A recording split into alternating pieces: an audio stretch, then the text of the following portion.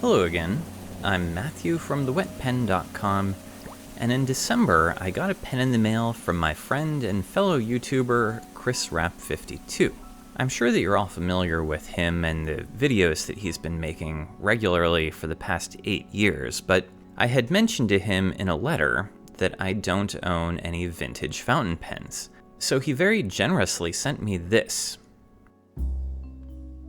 This is a vintage Waterman's Ideal No. 3 pen body with a black cap from a different pen, so this is a Franken pen.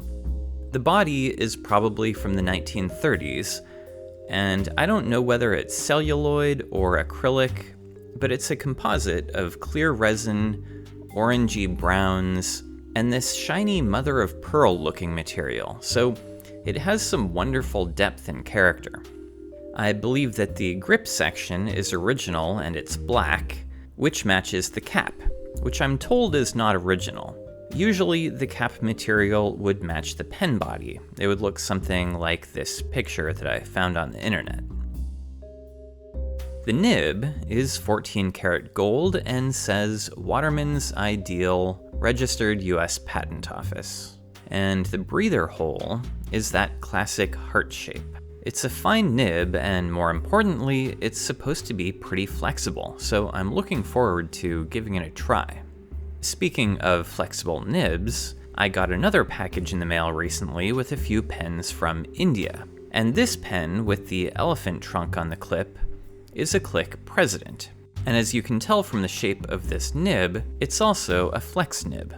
It has these cutouts on the side that make it more flexible, and it has an ebonite feed. The elephant on the clip is really what grabbed me, so I bought a couple of these with standard nibs, but I'm sending this one with the flex nib to Chris, and you can see his review of it on his channel. He's just published that today. The link is below and maybe even on screen here. But back to the Waterman. Here on the side of the pen body, there's some text impressed into the acrylic. At the top it says Waterman's. And then the middle lines again say registered US Patent Office in abbreviations and made in USA. And there's the Ideal logo in the center, which looks a bit like a baseball to me, although I'm sure it's not supposed to. And it says fountain pen below that, just in case there was any confusion, I guess. And at the bottom of the pen, there's a number 3 that tells us what model this is. The clip on the cap says Waterman's, and it's probably from the 1940s. This is interesting. This is the pen's feed, and it looks to me as though it's made of black ebonite with a red ebonite stripe in the center. From the side, it's remarkably thin and flat, and although I haven't taken this pen apart, I suspect that this is the famous Waterman's spoon feed, and the opposite side of this nib is scalloped, or maybe it's one of the other variations. I don't really know anything about vintage pens, but I can see that it clearly says Waterman on it. But to me, one of the coolest things about this pen is the filling system. You've already undoubtedly noticed this big lever on the side of the pen. There's a little indentation at one end so that you can get a fingernail underneath, and then lift up the lever like so, which compresses a rubber sac inside of the pen. In this 1916 patent granted to the L.E. Waterman Company, we get a good diagram of how it works. You can see the rubber ink sac in green here being compressed by the lever mechanism and pressure plate. And this diagram is even more detailed, and we get a cross-section. And believe it or not, this was probably the first fountain pen filling system that I was ever aware of. When I was a little kid in Montana, every morning before school, starting at 6 o'clock or something, practically the middle of the night, I would walk across the alley to my friend Mike's house and watch Tom and Jerry cartoons dating back to the 1940s. And those of you who have seen them will remember the episodes where Jerry would end up with a fountain pen with a lever like this and end up spraying ink around with it.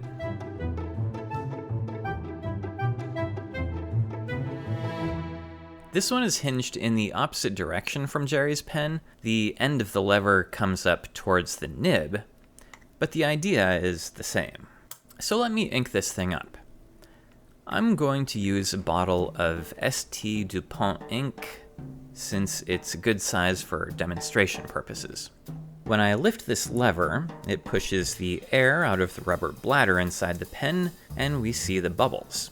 And returning the lever back down releases the rubber bladder to suck up some ink.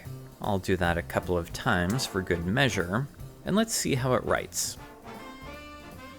This is a fine nib, maybe bordering on medium, but it's nice and smooth, and the nib is soft enough that it has some nice bounce to it.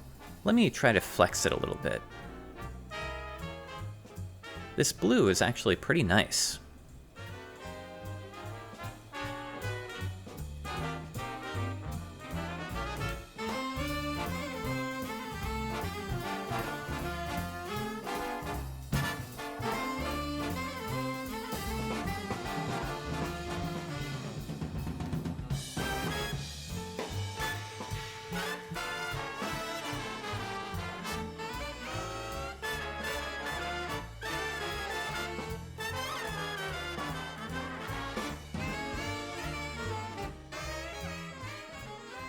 Let me try another ink too. This ink is Pilot Namiki Black, and this ink actually feels even better. Maybe it's lubricated, or maybe it just has better flow, but this feels really smooth now.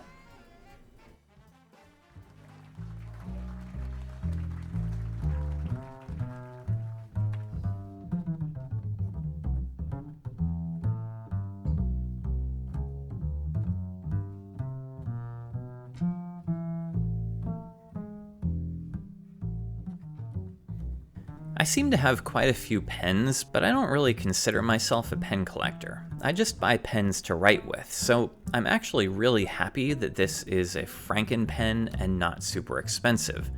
This pen is a wonderful writer, and it's a great size to carry around with me, and if it were really expensive and rare, I'd worry about carrying it around. I suppose I should actually show you how big it is. Here it is next to a Lamy Safari and a Pilot Metropolitan. And it's shorter than both, but its width is pretty similar. Here are a couple of Jinhao 100s, and you can see that it's significantly smaller than them all around. And here we have a TWSBI Eco and a Jinhao X159. So this Waterman No. 3 is not a big pen by modern standards. Probably the closest pen that I have in size is a Pelikan M200. Actually, this is a 205. My M200 is currently on vacation behind my bookshelf. But these are about the same length, and if I take off the caps, the nibs are not terribly different in size either. Anyway, this is a gorgeous pen, and I'm really looking forward to writing with it. Thank you, Chris. This is something that I will always treasure, and now that I've gotten my feet wet, I doubt that this will be the only vintage pen in my collection for long. Chris made a video several years ago about restoring this pen, and if you'd like to see it, I'll add a link for that too. And of course, if you're curious about that Click President that I sent to Chris, you can find his review of that linked here too. And that's it. If you like this sort of thing, then don't forget to click the like button, and subscribe to my channel if you'd like to be notified about the next one. Stay safe out there, everyone, and I'll be back soon with another video about fountain pens and ink.